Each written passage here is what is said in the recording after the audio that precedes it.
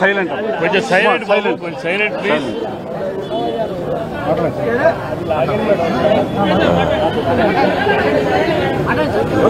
ఈరోజు చాలా దురదృష్టకరమైన రోజండి. మరి ముఖ్యంగా రెండు రాష్ట్రాల ప్రజల కంటే నాకే ఎక్కువ ఆత్మీయుడు కోటన్న. నేను సినిమాల్లోనే కాదు బయట కూడా ఒంటరిగా కలిసినప్పుడు కూడా ఫోన్లో మాట్లాడుకున్నప్పటికి కూడా ఆ సెటైర్లు యాజ్ ఇట్ ఈజ్గా సినిమాల్లో ఎలాగైతే పాము ముంగిసలాగా అలాగే ఉండేది. నిన్నగా మొన్ననే ఫోన్ చేశాను మొన్న సాయంత్రం ఒక షూటింగ్ సందర్భంగా ఫోన్ చేస్తే ఎక్కడున్నావురా అన్నాడు. వాళ్ళ దగ్గర ఉన్నా అన్న. అరే ఎప్పుడు వస్తావు అంటే రేపు వస్తా అన్న. అంటే చాలా బాగా మాట్లాడాడు. మామూలు జోక్ సార్లేవో ఇవన్నీ ఉంటాయి కదా మావి. ఆ సెటైర్లతోనే మాట్లాడుకున్నాము ఒక 2 నిమిషాలు. నాకు షార్ట్ రెడీ అన్నా, నేను సాయంత్రం మాట్లాడతా మళ్ళీ అని సాయంత్రం చేస్తే పడుకున్నారు. అదేదో మందు వేశాడు డాక్టర్ గారు అని చెప్పారు. పెద్దమ్మాయి చెప్పింది, కోటన్న పెద్దమ్మాయి. సరేలే నేను రేపు వస్తున్నట్టు చెప్పు, లేకుంటే ఎల్లుండి పొద్దున వస్తానమ్మా అని చెప్పిన. రమ్మన్నాడంట. కానీ నేను వచ్చేసరికి ఆయన లేడండి. కోటన్న వెళ్ళిపోయాడు.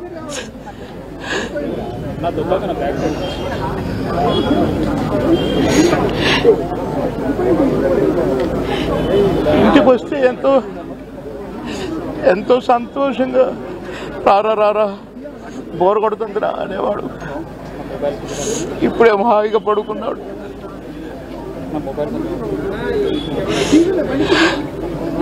సొంత అన్నదమ్ములు, కోటన్నకు తమ్ముడు ఉన్నాడు, కానీ నేనే అసలు తమ్ముడుగా ఫీల్ అయ్యేవాడు. ఎన్నోసార్లు ఒకే ప్లేట్లో భోంచేశాం. అన్నం ముద్దలు కలిపి పెట్టేవాడు నాకు. తినబాయ్ టైం తక్కువదిరా అని అనేవాడు. మేము ఎక్కడ ఏ ఊరిలో ఉన్నా, ఏ లాడ్జిలో ఉన్నా పక్క రూములే. మళ్ళీ ప్రొడ్యూసర్లు మొత్తుకునేవాళ్ళు, మీరిద్దరు ఒకటే రూమ్లో ఉంటారు కదా, అయితే ఆయన నీ రూమ్లో ఉంటాడో లేక నువ్వు ఆయన రూమ్లో ఉంటావు, మాకెందుకండి నష్టం చేస్తారు, ఒక రూమ్ డబ్బులు వేస్ట్ అని అనేవాళ్ళు. అదే ఇదే అని చెప్పేవాళ్ళం. అట్లా ఎన్నో సందర్భాలు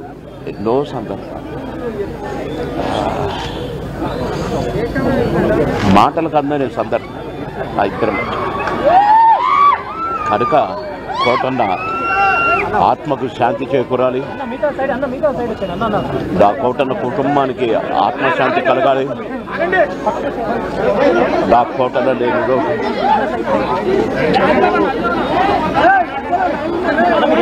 కోటన్న మనవళ్ళు ఇద్దరు అన్నకు శాంతి, ఆత్మకు శాంతి కలగాలి.